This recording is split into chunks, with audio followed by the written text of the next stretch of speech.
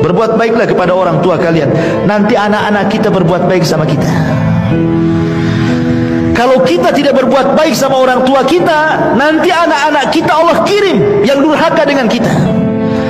Betapa banyak anak-anak yang kita sayang waktu kecil, ketika dia sudah tua, kita sudah tua, anak-anak sudah besar, kita sakit, tidak ada yang peduli dengan kita ya. Banyak tuh orang-orang tua yang kayak gitu itu. Menyesal melahirkan anaknya itu. Setelah dia terbaring sakit, tidak ada satupun anak yang datang.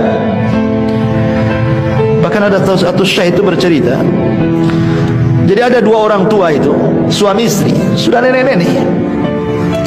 Qadarullah, meninggallah istrinya.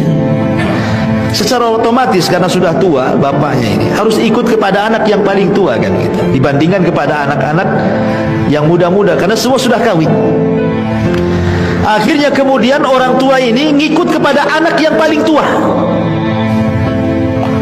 Sehari dua hari tidak ada masalah, seminggu dua minggu tidak ada masalah, sebulan dua bulan mulai ada masalah. Istrinya tidak suka dengan dia karena hidup satu rumah ya. Entah kenapa istrinya kemudian ngomong sama suaminya setelah perdebatan yang panjang, meminta supaya bapaknya jangan tinggal di dalam rumah katanya. Lah kebetulan di samping rumah itu ada kamar khusus untuk sopir. Akhirnya disepakati, bagaimana kalau kita letakkan saja orang tua itu di kamar sopir saja, jadi dia terpisah dari kehidupan kita di dalam.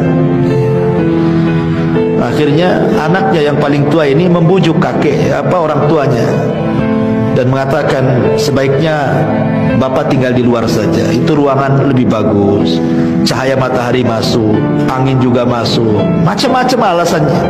Orang tua paham, namanya sudah tua, sebenarnya paham, tidak mau berdebat saja dia ya. Akhirnya dibersihkanlah itu kamar supir itu, diletakkan di situ. Satu hari dua hari masih ditengok, dua tiga hari masih ditengok, sebulan dua bulan sudah mulai dicueki. Ya kadang ditengok kadang tidak. Memberi makan pun pada awalnya dengan piring, ya dikasih piring kemudian dikasih gelas gitu ya, baik-baik dikirim tuh. Tapi lama-lama bosan, terkadang pakai kresek, terkadang pakai piring, sudah tidak menghargai lagi. Sampai pada waktunya setelah berbulan-bulan, beberapa bulan, tidak sampai 1 tahun dia di rumah, di kamar supir itu, akhirnya sakit parah karena tidak pernah dibersihkan dengan bau busuk yang luar biasa di situ. Meninggallah kemudian ayahnya, meninggal. Uququl walidain. Coba bayangkan. Lah ketika di hari ayahnya meninggal nih, akhirnya kemudian cucunya, anak daripada anak tertuanya ini, kemudian ikutlah membersihkan kamar itu karena mau ditempati supir lagi, dibersihkan. Ketika masuk, bau busuk yang luar biasa di dalam itu, sampah berserakan, gak pernah disapu gitu. Lah anaknya ini kan punya anak, artinya cucu daripada si kakeknya yang meninggal tuh, masih kecil ya, sekitar 8 atau 7 tahunan. Masuklah ke kolong ranjang itu, tempat kakeknya tidur itu, rupanya di situ ada piring dan gelas. Kemudian diambillah piring dan gelas itu, tiba-tiba dipeluknya. Kemudian ayahnya mengatakan, nak lempar nak, itu piring kakekmu itu, dia sudah meninggal, sudah nggak ada gunanya, kotor nak katanya.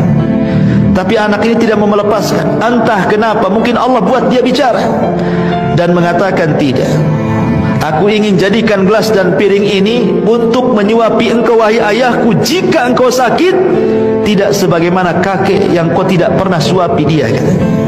Subhanallah. Diingatkan sama anaknya yang umur 7 tahun.